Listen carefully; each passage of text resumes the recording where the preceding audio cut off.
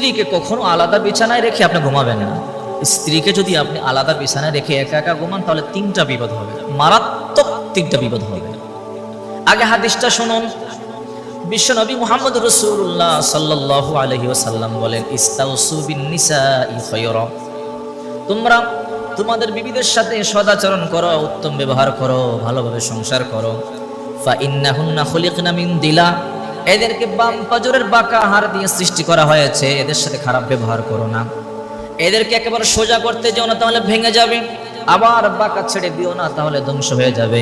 সাহাবায়ে কেরাম বলে, ও আল্লাহর পয়গম্বর, তাহলে কি করব? আল্লাহর পয়গম্বর তখন বললেন, ফাইজুহুন্না, এদেরকে ওয়াজ করতে থাকো, ওয়াজ করে করে সংসার চালিয়ে যাও।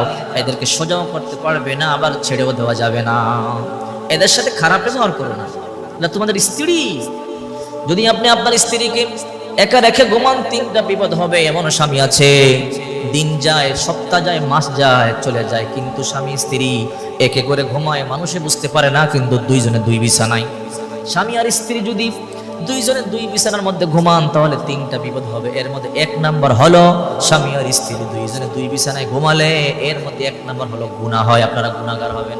কারণ স্বামী স্ত্রী দুইজনে যদি দুই পাশে ঘুমান, দুইজনে যে কষ্ট পাবেন, আপনি আপনার স্ত্রীকে কষ্ট দেওয়ার জন্য আপনি পাপী হলেন। আর আপনার স্ত্রী যদি ইচ্ছে করে আপনাকে আলাদা করে দেয়, তাহলে আপনার স্ত্রী পাপী হলো আপনাকে আলাদা করে দেওয়ার জন্য। এই যে দুইজনে কষ্ট অনুভব করছেন, এটা কিন্তু দুইজনের গুনাহ হচ্ছে। আর স্বামী স্ত্রী যখন দুইজন আলাদা ঘুমায়, যদি মধ্যখানে ফাঁকা থাকে, এখানে শয়তান চলে আসে। শয়তান এসে কুমন্ত্রণা দেয়, ধোকা দেয়, আস্তে আস্তে সংসারটাই নষ্ট হয়ে যায়, সুখ শান্তি শেষ হয়ে যায়। দুই নাম্বার বিপদ হলো, যখন স্বামী স্ত্রী দুইজন আলাদা ঘুমায়, মস্তিষ্ক খারাপ হয়ে যায়, মেজাজ খিটখিটে হয়ে যায়, এর থেকে ঝগড়া শুরু হয়। আর এই ঝগড়ার মাধ্যমে আস্তে আস্তে সংসারে অশান্তি সৃষ্টি হয়। তিন নম্বরে সংসারটা ভেঙে যায়। কারণ স্ত্রী চিন্তা করে, স্বামী যেহেতু আমাকে আলাদা রেখেই ঘুমায়, তাহলে ওর সংসার করে আমার কি লাভ। স্বামীও মনে করে, যখন কোন স্ত্রী স্বামীকে সুযোগ দেয় না, স্বামীকে পাশে সুযোগ দেয় না, স্বামীকে দূরে রেখে ঘুমায়, স্বামী চিন্তা করে, বিবিকে বিয়ে করে আমার কি লাভ, তার সাথে সংসার করলে কি লাভ, আমার কষ্ট বোঝে না। এই জন্য আস্তে আস্তে সংসারটা ভেঙে যায়, একে অপরকে ডিভোর্স দিতে বাধ্য হয়।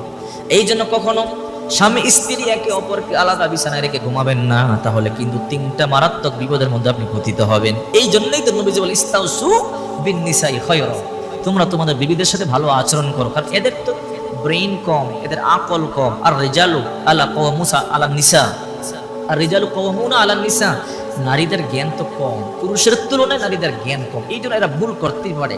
এদেরকে ওয়াজ করতে থাকো, ওয়াজ করতে করতে এদেরকে বুঝাতে বুঝাতে সংসারটা তোমরা কি করো, কাটিয়ে দাও।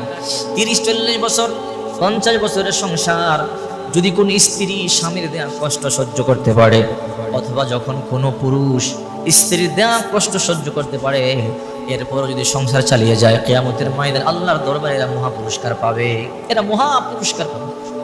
এই জন্যে স্বামী স্ত্রী একে অপরকে বুঝাবেন।